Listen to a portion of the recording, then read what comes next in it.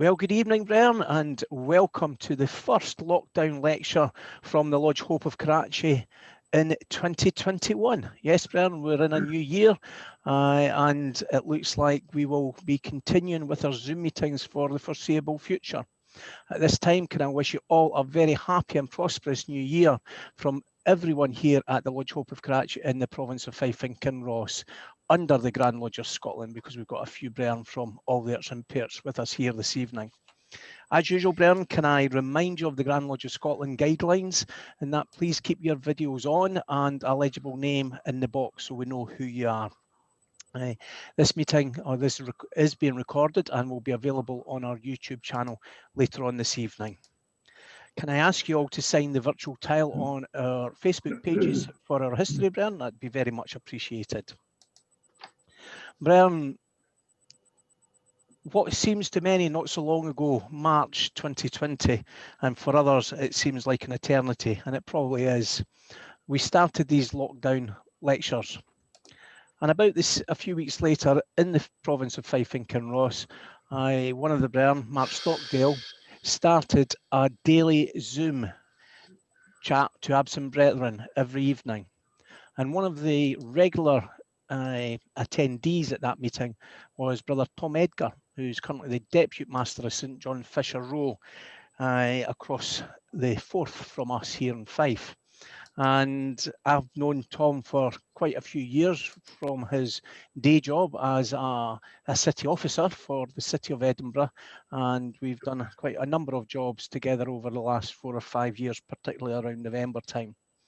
But it was on one of these nightly Zoom conversations that he was encouraged by the 10, 15 or 20 or so other brethren there that he should take up the mantle and come along to the Lodge Hope of Karachi. And Tom, I thank you, sir, for taking up that mantle, and I very much look forward to listening to you and your presentation on the Lord Provost of the City of Edinburgh. Over to you, sir. Thanks very much, Right Wishful Master, and I like the coerced getting into this lecture where it was, yeah, you can do that for me, that'll be fine. But thanks very much. Good evening, brethren. May I start by thanking Gordon for the invitation to do this historical lecture this evening.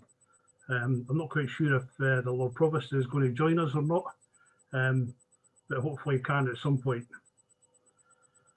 Brethren, as part of my role as a city officer to the Lord Provost, I was handed a copy of the history of the city chambers in Edinburgh to conduct tours to VIPs and visitors and guests such alike that came into the city chambers as a visitor to the Provost. It was on that quest that I wondered why or how many were former Lord Provost, former Freemasons.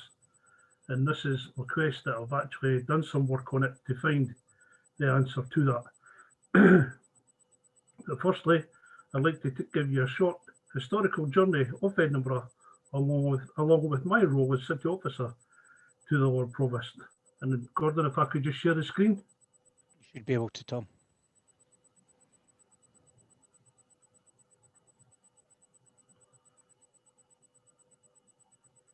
And I'll just see that. Can everybody see that there? Yeah.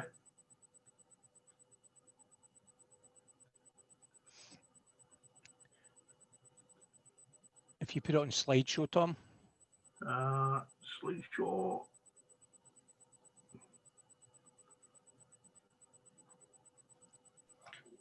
Along, yeah. I got it, that's it. It's okay, it's just taking time. That should be it now. You click from beginning.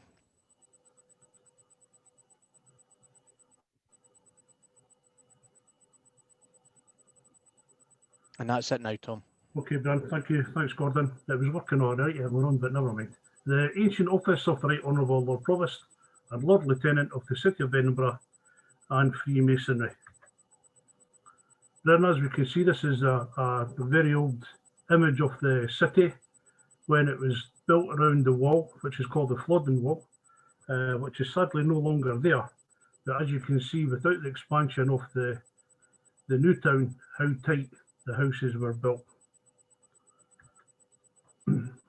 Here is a photo from the castle all the way down the tail from the crag down to the famous Royal Mile. Due to the tapering of the tail, space was a problem with an expanding population in the 1500s. The immediate solution before expansion into the new town was to build high residential flats. 10 and 11-storey blocks were typically built in these days, and one of them actually reached 14 stories. The buildings were often extended below the ground too to accommodate immigrants of the city, which is where the legends of the Edinburgh's underground city have grown from. It was the rich who resided on the top, and the poor were kept to the lower grounds. Before the 10th century, Edinburgh was under control of the Anglo-Saxons and Danelaw. Because of the previous Anglo-Saxon ruling, Edinburgh was often, along with the lowland counties of Scotland, involved in several battles between the English. There was a long string of clashes between these two in these regions as the English tried to claim Anglo-Saxon domains as the Scottish fought for land north of Hadrian's Wall. Though it may be assumed that Edinburgh had officials from time of his acknowledgement as a borough, yet the earliest known recorded minutes regarding Edinburgh was 200 years later after the allusion of it by David I in his Charter of Holyrood that is officially mentioned. Edinburgh wasn't even the second capital. Dunfermline, Inverness and Stirling were known to be capitals of Scotland before Edinburgh. Scone was in fact Scotland's very first capital. It was the residence and the site of the Scottish kings and queens for over 700 years, and the Scottish Parliament was based there from its formation in 1235.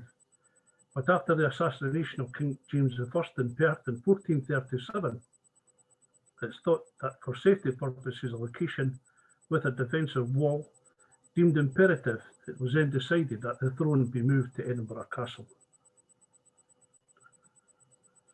The image that you see here, brethren, is the rear view of the city chambers, which was built in 1751 as the Royal Exchange.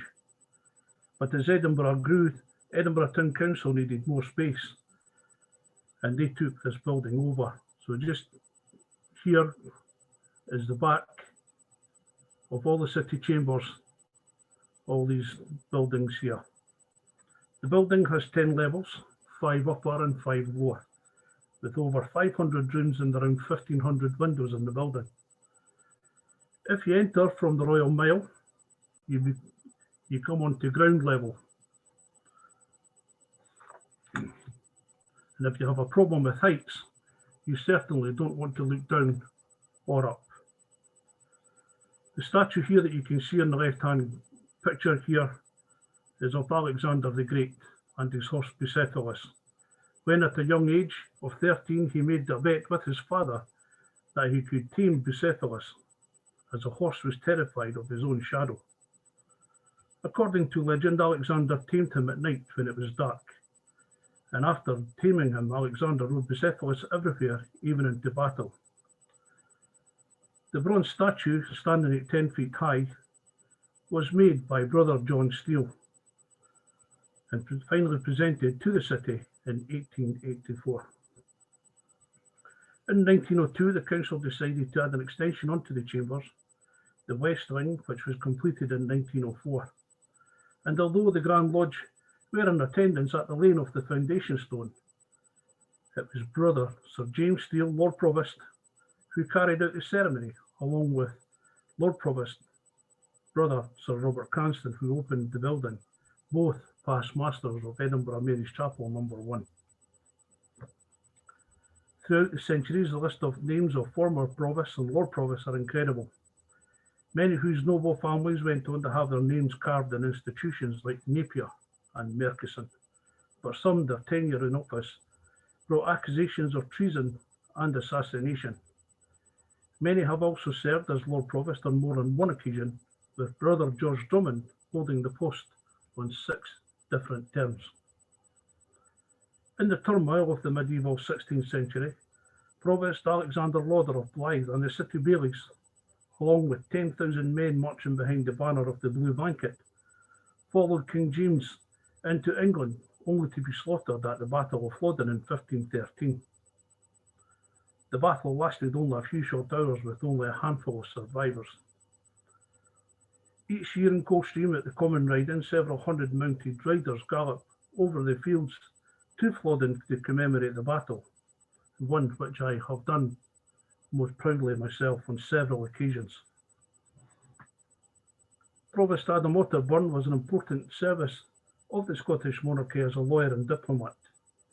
He was appointed to help arrange a truce with England in 1520, and in 1525 he was elected as a judge on the newly founded Court of Session. On the 11th of May 1534 he signed a border peace treaty in London. But after the English Reformation in 1536, Henry VIII requested a meeting with James IV, and Otterburn was sent to London again to discuss Henry's motives and possible agenda. At the time of him being in London, he was there at the time of the conviction of Anne Boleyn, and as he spent most of his time away from the city, and with the capture of the castle by Governor Arran after a disastrous battle of Pinkie, Provost Otterburn in his fourth term of office was accused of failing to protect the city, and was murdered in 1548. Provost Archibald Stewart was elected in 1744. His most infamous reputation during this period as Lord Provost was the surrender of the city to Bonnie Prince Charlie. He was arrested and put into jail at Edinburgh Castle, then taken and detained in the Tower of London from 1745 and eventually released from the Tower in January 1747. His predecessor and re-elected Lord Provost and Scottish parliamentarian, Brother George Drummond, travelled to London and fought Archibald Stewart's case. And although on his return to Edinburgh he faced another trial of treason and neglect of duty, these charges were dropped, much to the delight of the people of Edinburgh.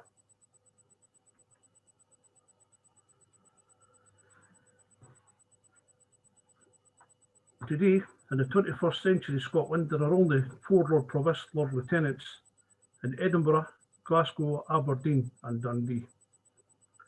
The Lord Provost of Edinburgh is the second busiest office behind London, covering a wide range of engagements per year, unlike the Lord Mayor of London, who resides in Mansion House. But at one time, the Lord Provost, who has no house at the moment, official residence, Prestonfield, was formerly the official home of the Lord Provost, and today one of the rooms is still called the Lord Provost Suite, which is absolutely beautiful. The current Lord Provost is Frank Ross, an SNP councillor, and the 275th Lord Provost. Frank is not a Freemason, but his late father was a past master of St John Christopher in 788. Frank's business background, working as an engineering company, took him around many parts of the world, and unfortunately has never had the time to commit to following his father's footsteps. He plans to retire at the end of his tenure in 2022 and move up to the Highland Retreat until Stadell, which is opposite Fudge Spey 527 in Canusie. Brethren, just to give you a small example of how busy our office is, in 2019 he undertook 364 events, delivered 197 speeches, 34 events as Lord Lieutenant, and 159 voluntary organisations were also visited. So you could just imagine what 2020 and probably 2020 we're going to be looking like. Our role as supporting and assisting the Lord Provost, Lord Lieutenant, in his day-to-day functions. We also support the Deputy Lord Provost, Bailies, and also Deputy Lieutenants. As city officers, our roles include being keepers of the regalia, director of seminaries, chauffeurs, secretarial duties, tour guides, plus a few others that we could mention. We also have the responsibility of carrying the sword and mace at ceremonial events. And that's just a couple of photos that we had there. This is the Lord Provost chain, and I'd like to give you a small description of the chain. The chain is 18 carat Scottish gold, made in 1899, and was first worn by Brother Sir Mitchell Thompson, a past master of Edinburgh Mary's Chapel No. 1, on the occasion of the freedom of the city to another brother, His Royal Highness the Prince of Wales, who became afterwards King Edward VII. The chain was made by Messrs. Brooke and Son of George Street, who was also members of Number 1. As you can see, brethren, I've detailed some of the chain here. Some of the emblems that are on the chain is the ceremonial offices include being Admiral of the Forth, which will have the Triton of the Sea and the Mermaid.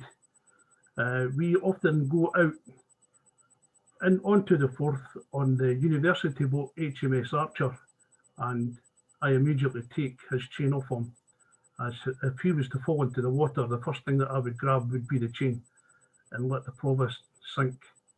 I would try not to, but the chain comes first.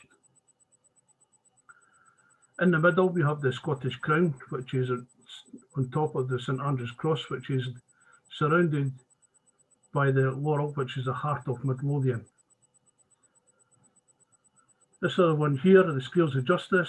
As years gone by, the Lord Provost was also Chief Magistrate, and again, a ceremonial duty of being Chief Mortician, which thankfully doesn't happen in today's events.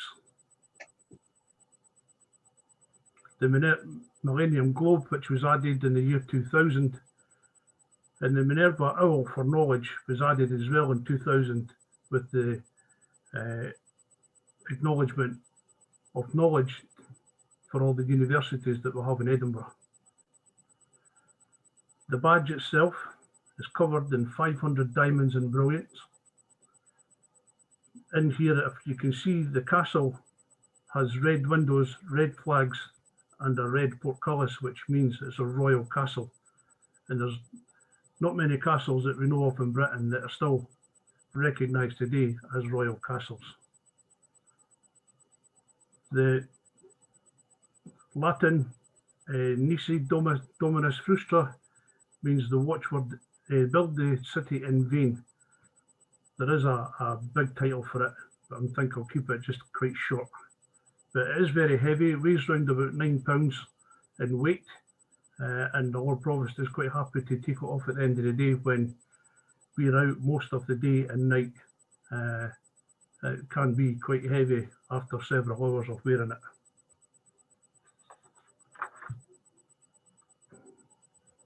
This is the Lady Provost chain here. She has a daytime chain, and she also has what we call the Rosebery Jewel, which she wears on evenings. The Lady Provost chain was gifted to the city in 1935 by the women citizens from Edinburgh, who ran a competition to see who could win the best design. It's absolutely beautiful as well. It's set in garnets as well as pearls. And the Lady Provost, although she enjoys wearing it, she really enjoys wearing the Rosebery Jewel. The story behind the Rosebery Jewel, brethren, is that this was one large piece of blue sapphire. We're not quite sure if it's true or not, but apparently it was cut into either 3 or 4 pieces, and one was made into the Rosebery Jewel. And when Lord Rosebery's sister passed away, Lady Sybil, there was no one else that could be handed the jewel onto. So Lord Rosebery gifted it to the City of Edinburgh for the Lady Provost to wear on evening occasions. It's absolutely beautiful. Lady Provost loves wearing it. If you hold it up to the light in a room, the sapphire brightens all the room up, and it's a beautiful piece of jewellery. It's 3 carats, and I think there's just under 180 diamonds and brilliants as well put into the Rosebery Jewel.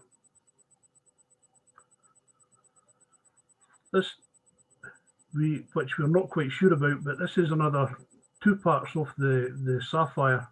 So the one on the left is Lady Diana Spencer's wedding ring that Charles gave to Diana, which is now worn by the Duchess of Cambridge. And here the Queen wears the Albert Jewel, and this was allegedly made out of the same stone, and she wears that quite frequently when she comes to Scotland. Here, Brown, we have the Lord Provost in the middle. As you can see, we're on his chain. The chap on the right is Hugh Dunn. He's the financial director. Every year when the Queen comes to Edinburgh, we have a ceremony called the Ceremony of the Keys. And these keys are around 380 years old. These were a set of keys which opened the doors to the city walls. And they've been held by Hugh, although we look after them in the cabinet. They're held by Hugh on the day, and the Lord Provost presents the Queen with them on the day. Again, we have the city officers, Mary, who work closely together.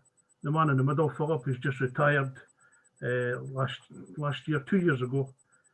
But we carry the sword and mace in ceremonial procession in front of the Lord Provost, all the church services, and also the ceremony keys, and at the General Assembly of the Church of Scotland. The sword was granted to the Lord Provost of Edinburgh by Charles II in 1627. I can confirm that it's still razor sharp.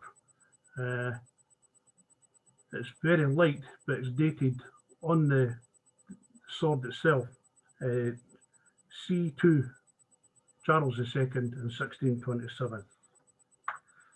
The sword was presented to Brother David Aikenhead, along with the gown that was to be worn on official occasions. And the Lord Provost does wear a gown twice a year.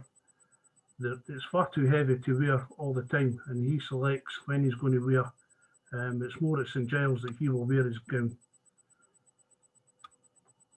In 1627,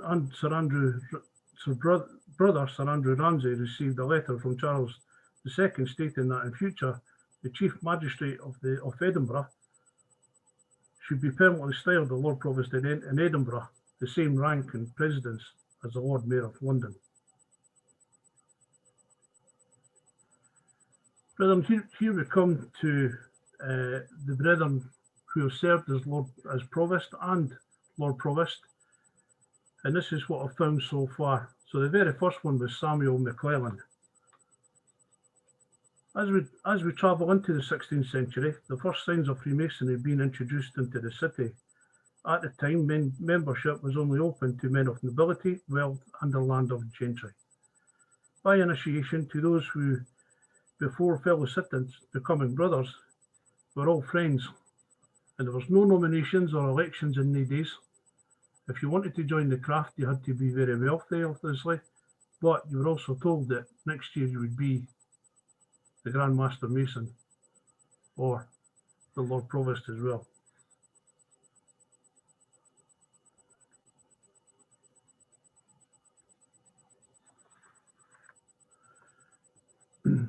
Then, during my research as well, I was very lucky enough to come across a wide range of photographs or paintings like this from the City Arts Centre. When I spoke to Lindsay in there and asked her if there was any images that I could have, and she very kindly allowed me to use these. I'm going to miss out George Drummond at the moment, and I'd like to come back to him later and go on to Sir James Stewart. Brother James Stewart of Lodge Canongate Coning No. 2 was first elected as a Baillie of the city and Dean of Guild before becoming Lord Provost, serving on 2 occasions, in 1764 and 1768. His time as Lord Provost was a very difficult one, although through the whole of the 1760s, rioting by the people was a constant concern due to the shortage of food. He was the Lord Provost and most watchable Grand Master Mason at the same time. He attended the laying of the foundation stone, which performed in the Masonic ceremony on the First North Bridge in 1765 from the Old Town over to Milltree, which is now the east end of Princess Street.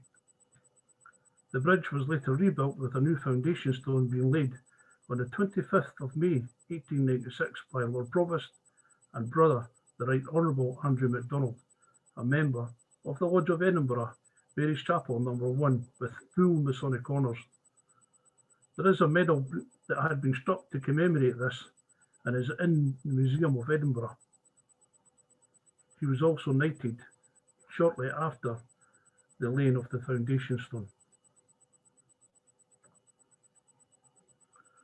Sir James Stirling, Baronet, in his early life went on to the West Indies as a clerk to Archibald Stirling, a sugar plantation owner.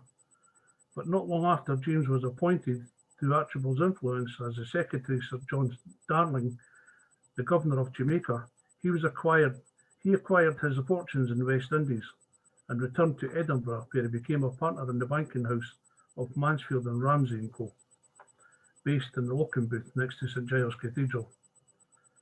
He served on the town council in Edinburgh in 1771. He filled the office of treasurer in 1773 to 1774 and served on 3 occasions as Lord Provost from 1790 to 1800. And he was a member of the Lodge of Edinburgh, Mary's Chapel No. 1, and the Most Worshipful Grand Master in 1798 to 1800.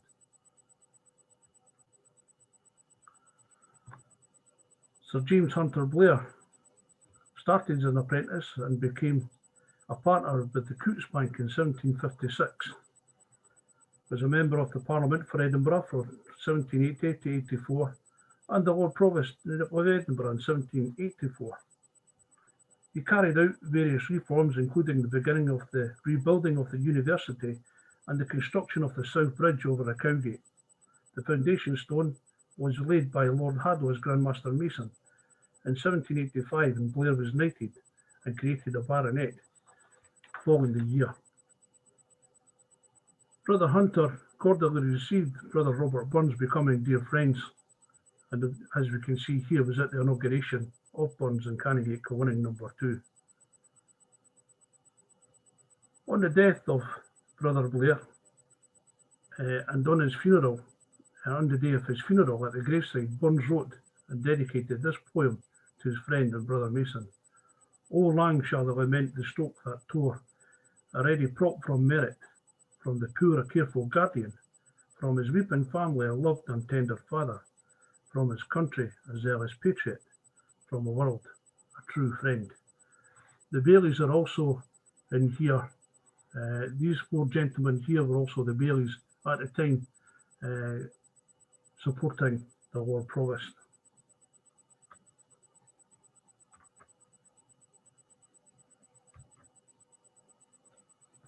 Sir John Marjorie Banks, past master of the Lodge of Edinburgh, Mary's Chapel No. 1, and the Most Worshipful Grand Master Mason in 1816 to 1818. As a young boy, he spent his early days living in France, where his father, Edward, ran a wine merchant company. The family ran 2 estates, here Lees in the county of Berwickshire, and the Hallyards near Kirkliston, which had for several generations been the seat of this particular family. Today, the land of Hallyards is the land on which Edinburgh Airport sits. Sir John enlisted into the army, working his way up the rank of a captain in the Coldstream Guards before moving to Edinburgh, where he became a partner in the banking house of Mansfield, Ramsay and Company.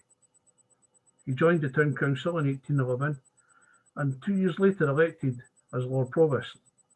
He was very much at the heart of improvements in and around the city, especially Calton Jail, which is now St Andrew's House, and the Regent Bridge. During a visit to London on the news of the victory of Waterloo, he dispatched an express to Edinburgh with the news, which his magistrates made it known by proclamation. It was during his term of office that the freedom of the city was also conferred upon brother Sir Walter Scott. Sir James Forrest of Comison, shortly after his election in 1837, there was an objection made to the council as he had no experience in the council management, but this was met with no success. And following that, he called for a meeting himself to petition to Parliament to adopt a voting by ballot to prevent any further intimidation. During his term of office, church politics played a huge part at the council elections, and as Lord Provost, he was the representative of the non-intrusive party. Disruption affected the town council, and majority of the number headed by Forrest adhered to the Free Church. By this, a stop was put to the old custom of the magistrates and councils attending church services together. In his second term of office, elaborate plans were made to greet Victoria and Prince Albert at Inverleith Park, but due to some error, he and his magistrates arrived too late to present the city keys. Sir James was a past master of the Lodge of Edinburgh, Mary's Chapel No. 1, and at the same time as being Lord Provost, he was also the Most Worshipful Grand Master Mason and laid the foundation stone at the Scott Monument in 1840. Sir William Chambers of Glenormison. Between 1865 and 1869, William Chambers became Lord Provost of Edinburgh. He oversaw the passing of the 1867 Improvement Act, which paved the way for an extension slum clearance in Edinburgh's Old Town. Along with his brother Robert, they founded W.R. Chambers, and in 1859 they published the first part of the Chambers Encyclopedia, which was completed in 1868. In the 1870s, Sir William was largely responsible for the extensive refurbishment of St Giles Cathedral, which he personally funded to the sum of £285,000 and returned to it its pre-Reformation glory. Work on the cathedral was completed in 1883, just in time for William Chambers' funeral. A statue of him stands in the centre of Chambers Street, which is named after him, close to the National Museum of Scotland in Edinburgh's Old Town. During his Lord Provostship in 1867, Sir William was also a director of the Scottish Society for the Prevention of Cruelty to Animals. He was also Chief Magistrate, paying for Greyfriars Bobby's licence and gave the dog a collar, and the collar today is in the Museum of Edinburgh. Sir William was a past master of the Lodge of Canongate Leith No. 5. Sir Robert Kirk Inches served his apprenticeship as a jeweller and watchmaker in Edinburgh and London, and in 1866, along with his uncle James Hamilton, he founded Hamilton and Inches. He held the appointment of His Majesty's clockmaker and keeper of His Majesty's clocks, watches and pendulums in palaces and houses in the Royal Kingdom of Scotland, and to this day Hamilton and Inches still hold that very warrant. He was a member of the Town Council in 1900, elected as a baillie in 1906, and then elected to Lord Provost in 1912-1916. In 1914, during his time as Lord Provost, he assisted the fellow brother and former Lord Provost Brigadier General Sir Robert Cranston to set up the 1st Edinburgh Pals Battalion, the 15th Battalion Royal Scots, dedicating much of his time recruiting and raising funds at the start of the Great War. He was knighted for his efforts in 1915. He was a member and past master of the Lodge of Edinburgh Mary's Chapel No. 1 and the Grand Jeweller in the Grand Lodge of Scotland. He was also known as the last Lord Provost to drive his horse and cart to the City Chambers, and he passed to the Glamorous above in 1918.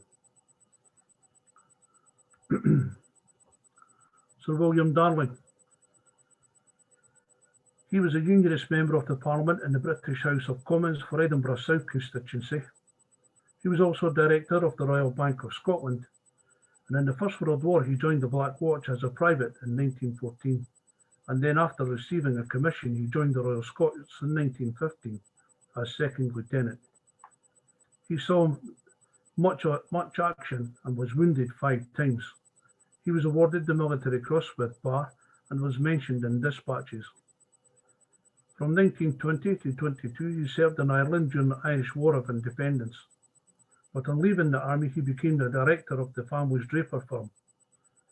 In 1913 he became a member of the Edinburgh Corporation and was city treasurer from 1937 to 1940.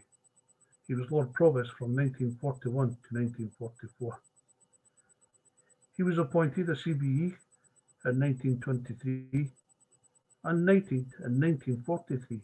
And at the start of the Second World War, he was Chief Air Raid Warden for Edinburgh between 1939 and 41.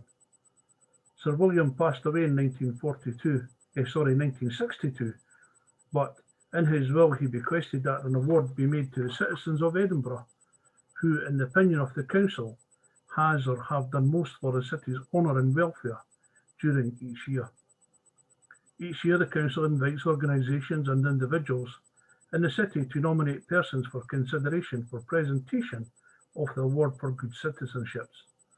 Sir William was a past master of the Queen's Edinburgh Rifles, the Royal Scots, number 1253. And as you can see, in 2019, the Lord Provost awarded, or the council panel awarded Marion with her award. Sir James Mackay. After leaving school in Dunfermline, Sir James followed his father's footsteps and worked within the family insurance business, John Mackay Insurance, which is still running today. He served as Lord Provost in 1969 to 72, and Mackay was appointed a Knight Bachelor in 1971 in the birthday honours and knighted by Queen Elizabeth II in 1971 at a service in Buckingham Palace. Ironically, Sir James was the last Lord Provost to be knighted, as following that, the knighthood was turned down, and the knighthood was never offered again. He was the Grand Master of the Grand Lodge of Scotland from 1979 to 1983, and also after Grand Lodge, purchasing the house from the Faith Mission Bible College in Ravelston Dykes, turned the house into which we know now as a care home, which was refurbished in 1989 and opened by His Royal Highness the Duke of Edinburgh, and renamed it Sir James Mackay House. And each year the lodge holds our lodge holds the annual summer garden party to entertain the guests. And a couple of years ago, it was the province of Midlothian who had the honour of entertaining the guests. And here we see Brother Alan Williams and Brother John Thorburn off Fisher Road 112 entertaining the guests on the day. Brother George Drummond, Lord Provost on 6 occasions.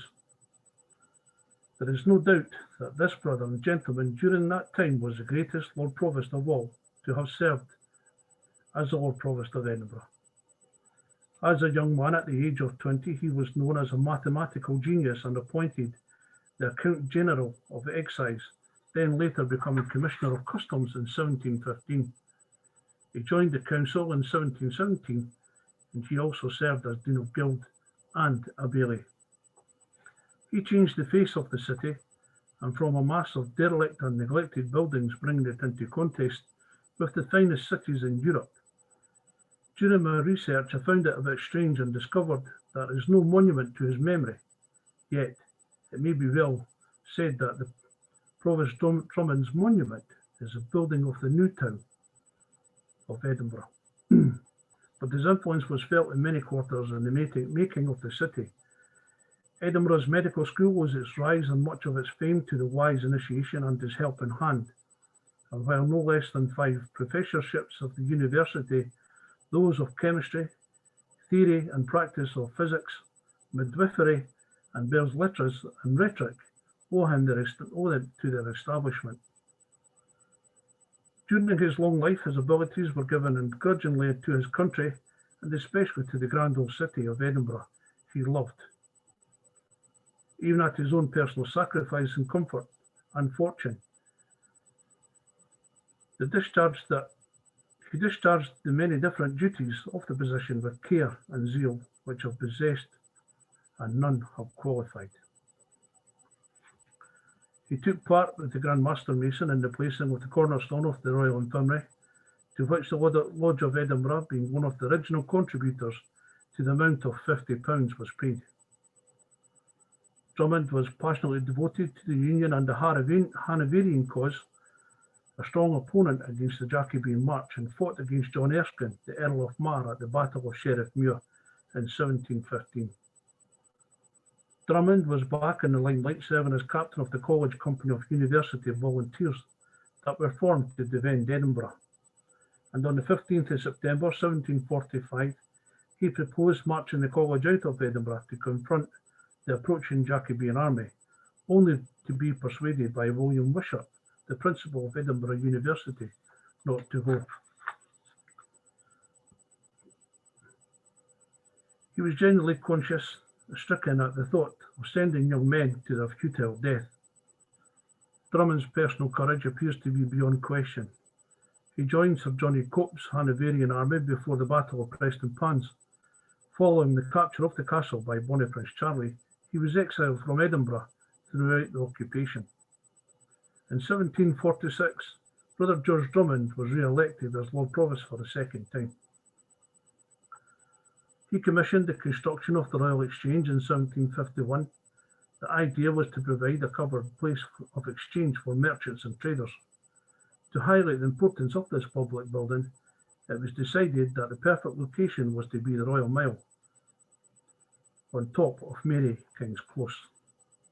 To save time and money, it was decided to build upon the four existing closes of Mary King's Close, Stewart's Close, Pearson's Close, and Nallen's Close, rather than demolishing them, constructing an even foundation at the same level as the Royal Mile and using the first stories of the closes as the substructure for the Royal Exchange building. The Exchange was designed by brothers John and Robert Adam as neoclassical building set in the middle of Edinburgh's Old Town. The far north end of Mary King's Close was demolished in 1853 during the construction of Coburn Street. Brother George Drummond was also Lord Provost of Edinburgh when the foundation stone of the North Bridge was laid in 1763, acting as the Grand Master who presided over that ceremony. The 3rd of September 1753, Brother Drummond had the satisfaction of beginning the works by laying the foundation stone, and although he was not the Provost at the time, he performed the ceremony in the capacity of Grand Master Mason of the Society of Freemasons in Scotland, and the honour was doubtless conceded to him in recognition of the prominent share he had taken in the movement. He took his first steps in Freemasonry when he was initiated into the Lodge of Edinburgh, Mary's Chapel No. 1 in 1721. He also received his 3rd degree or Master Mason's degree on the 1st of November 1738, the earliest recorded minute of No. 1 of the working of a 3rd or Master Mason degree.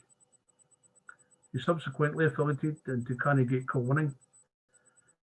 He was elected Junior Grand Warden in 1738 and Grand Master Mason in 1752 and served 1 year in each of these offices. He made a grand visitation to his mother lodge in December 1752. He became a founder of the Lodge Drummond Kilwinning from Greenock, now dormant. He also served as Grand Master Mason from 1752 to November 53. Provost Drummond retired from the council in November 1764 and shortly afterwards withdrew from the office of excise he had held since 1738, and after a short illness he died on the 4th of December 1766. He was 80 years old, a grand age at that time. The funeral was the largest and most imposing that had been seen in Edinburgh for many years and was attended by all ranks and classes. Places of businesses were closed, the crowd of spectators being immense. He was laid to rest in the Canongate churchyard near the tomb of Brother Adam Smith. A minute recorded by Canongate Kilwinning No. 2 on St. John's Day, the 27th of December. It was intimated that the lodge be adjourned until the 7th of January, where a funeral meeting be held in his honour. In attendance at the very meeting was Brother James Stewart, Lord Provost of Edinburgh, and Most Worshipful Grand Master Mason. Brethren, I have no doubt that these former provosts have shaped Edinburgh into the city that it is today. I have no doubt that these brethren also shaped what we recognise now as Grand Lodge of Scotland. We can only imagine that the wisdom and knowledge and their foresight to put our capital on the world stage for all visitors who come to explore the great attractions of not only our cities, but our beautiful wee country. Then I hope you've enjoyed this small insight into the Lord Provost office and its connections into Freemasonry. I do apologise, I was a bit nervous there, but I hope you've enjoyed it. Thank you. Brother Tom, Edgar, no apologies required, sir. Thank you so much on behalf of the members of the Lodge Hope of Karachi and all our visitors here this evening. And Tom, I know you were slightly nervous and I deliberately didn't tell you that we had a full house this evening for you. So congratulations on getting 100 out of 100 joining us this evening. Excellent. We do have some questions in the chat room for you, which is always good news, as that means I don't have to waffle on. Let's just find some really positive New Year messages as well from Ian McIntosh. Hope the vaccine works and we get it soon, all the way from Dundee. Thank you, Ian. Right. Bill Hartful, yes, I'll do that. I will get the secretary to do that for you. So, a comment from Brother Steve Chalmers. There's a part of the flooding wall that still exists and can be clearly viewed at the foot of the Pleasance in Edinburgh, and also as a west side of George Heriot's school. Yes, that's correct. And there's also still part of the wall which supports the Canongate graveyard as you go down Candlemakers Row. So there is a few bits and pieces of the wall that still exist today.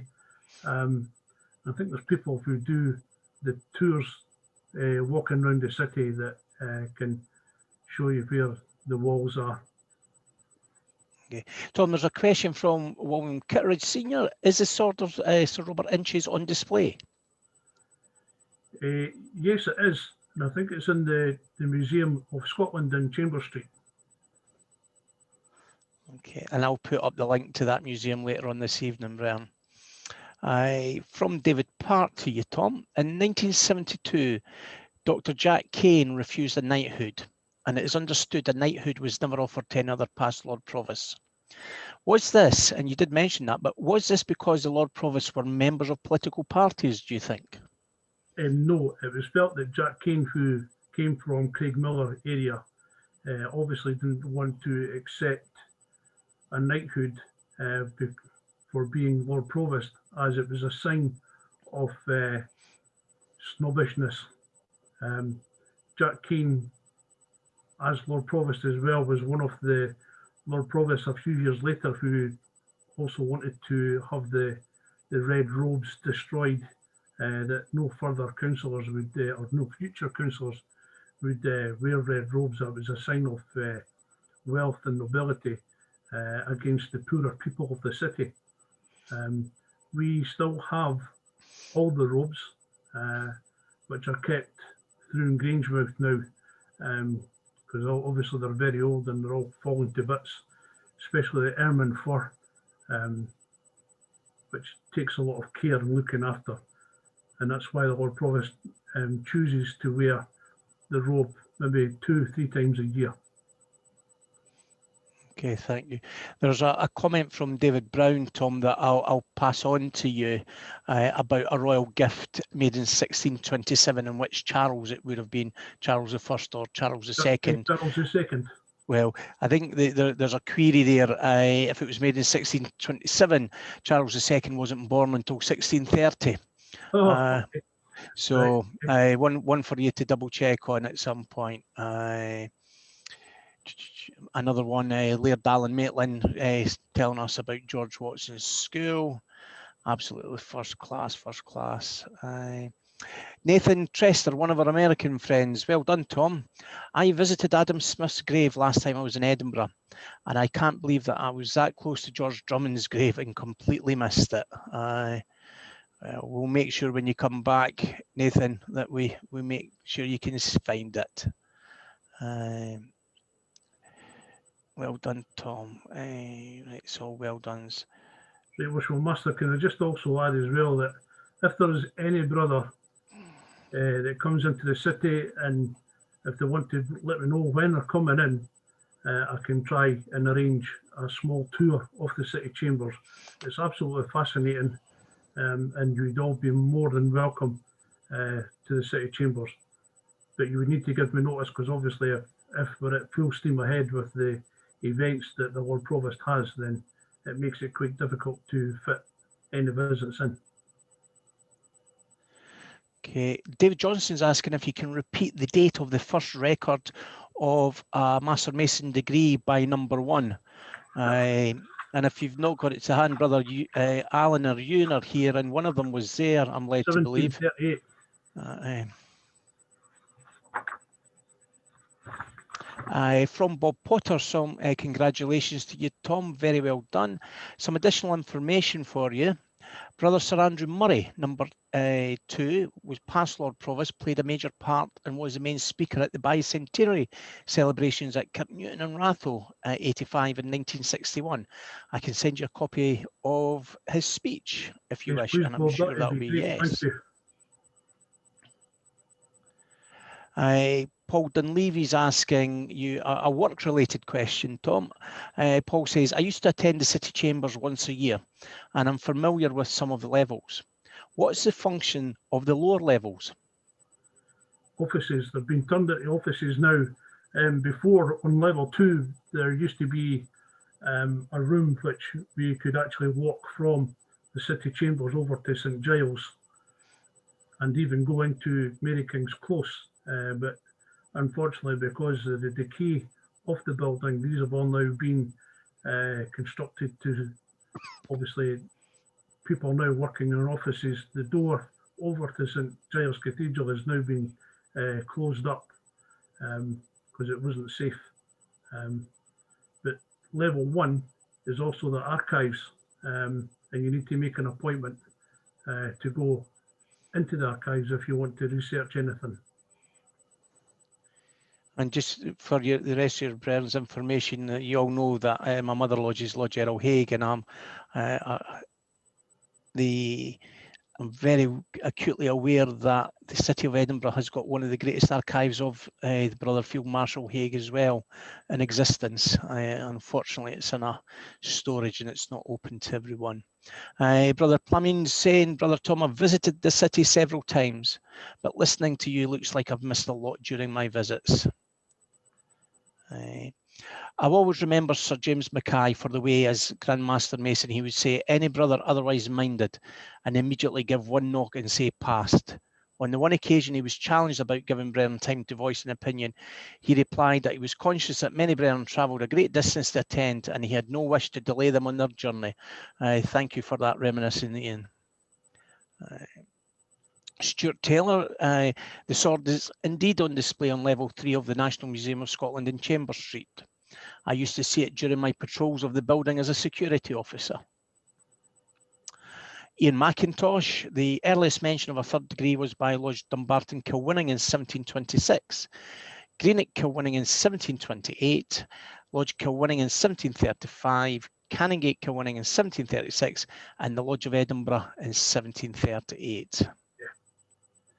And that is the questions that are in here this evening, and a huge amount of acclaim for your presentation. So Tom, on behalf of the Lodge Hope of Karachi, thank you so much for your researches and your presentation this evening, and being the first to enter the faculty of our lockdown lecture series for 2021. Thank you so much, sir. Thanks very much. Thank you, Brennan. Brennan, going forward, next week we have Worshipful Brother Michael Monroe, who will come to talk to us about the ancient Grand Lodge of England. And that was one of the bodies that joined with the Premier Grand Lodge to form the United Grand Lodge of England. And we might get some insight into their 300 years history, Brennan, next week. So I would ask you all to come along next Tuesday. A small plug for one of our speakers from overseas, Brother Moses Gomez, who's very well known to you all, will be speaking once again in Scotland. He'll be speaking at the Argyll and the Isles meeting this Thursday evening, Brian, at 7:30. And if you look at the Facebook pages, I think it's on Scottish Craft Freemasonry, it's certainly on the Lodge Hope of Karachi pages, the details for the Zoom meeting for joining the Brian up in Argyll and the Isles, and I'm sure they'll give you a warm welcome. With that, Bern, we're nearing 8 o'clock, so I would invite you all to unmute and say your own personal thank yous to our speaker, Brother Tom Edgar, the Deputy Master of St John Fisher Raw. Thank you once again, Tom. Well done, Tom. Cheers, Tom. Thank you very much, Tom. Thank you very much, Tom. Well done, mate. Well done.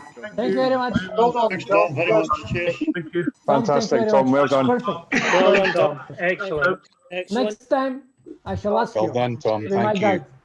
Thank you. But better to Tom, say, Tom, Thank you very much. Tom, that was a great lecture, and I'm sure we'll have the full debrief just shortly. Whatever you're would you on. send it? Would you send Welcome it? on the Fife chat, boys. We'll have a full debrief. Great lecture, Tom. Well done. Tom, fantastic. Well done. Thank you. very much. Thank you. Well, Thank you very much, Tom. well Thank done. you. Right. Well done. Tom, Scottish Perfect. gold Thanks. in rare. Very interesting for me. Insured for. Thank you, Plumbing. Thank you very much, Tom. Very interesting educational lecture this evening. Thank you. Well done. Thanks very much. Thank you. Tom. Thoroughly enjoyed it. Okay. Excellent presentation, Tom. I don't know why you were so nervous. You Yeah, did. genuinely don't know why you were so nervous, Tom. It was absolutely brilliant. So Yeah. congratulations. He knew Lord Alan Maitland was watching him. Pleasure. Alan who? Aye. Bern, I Thanks think very much, Ron Brother Man, Tom. you've got a comment? Yeah, Tom, Scottish gold being rare. Have you any idea how much £9 a chain is insured for? Well, all I can see is that the chain, both the Lord Provost chain and the Lady Provost chain are worth a fortune. But like everything else, if you lose them, then the value is really gone. When it was made, it was £15,000 when it was made. So if you equivalent to today's money, it's a lot. It's a lot of money. So that's why we, myself, Mary, Steve, we're so protective of when we go out. We don't want anything to happen to it. There's some people who would rather sell it. Why, I don't know, because it would just fill a black hole anyway in the black hole that Edinburgh City Council have. And once it's gone, it's not replaceable. So it's a beautiful chain. The three of them are beautiful, and they are worth their weight in gold. And there's truth in the rumour, Bern, that the three of them are triple black belts in origami. I thought you were going to say iron in there, Gordon. Gordon, I'm just going to sign off and thank you very much for that small plug. My pleasure, Robert. Thank you very much, Gordon. Thank you. Thanks, Robert. Oh, Thank you, Gordon. Thank you, brilliant, Tom. Tom. You had nothing to be nervous about. Thank you. Thanks, boys, and thanks. Bye. Thanks very much, Tom. Excellent presentation. Thank you. Hiya, John. Thank you. Thank you. Bye. Very well done. Tom, what an excellent presentation. What nerves? Yeah, I can change my nappy now. Don't worry, Tom. I'm sure the master will ask you to come back later on in the year. Oh no. Thanks, Dobby. I'm sure Gordon's getting a lot of private messages asking for your contact details. Well, like I've said, honestly, if you're coming into the city, give me some notice, and we'll try and work around what the Lord Provost diary entails. And if I can give you a small, brief tour of the city chambers, you'd be more than welcome. Well done, Tom. That was excellent, son. Thoroughly enjoyed that. Thanks very much. Well done, Take Tom. care, brother. Well done. Thank you. Okay, Good night, Bern, I'm gents. going to give you 5. Tom, I'll see you on the other side, mate. Right, I'm off. Okay, Tim. Cheers, mate. Yeah, well done again, Tom. Good one. Enjoyed that one. Good night. And 4. Right. Well done, Great Tom. presentation. Well done, Tom. Thank Okay, you. thank you. Tom. That's 3, Bren. You've got time to get a Good night, glass. everybody. Excellent, Tom. All the best. Stay safe. Good night. Good night. And 2. Night, brother. Take care. And thank Yeah. you once again. Good evening, Brian, and a happy new year once again.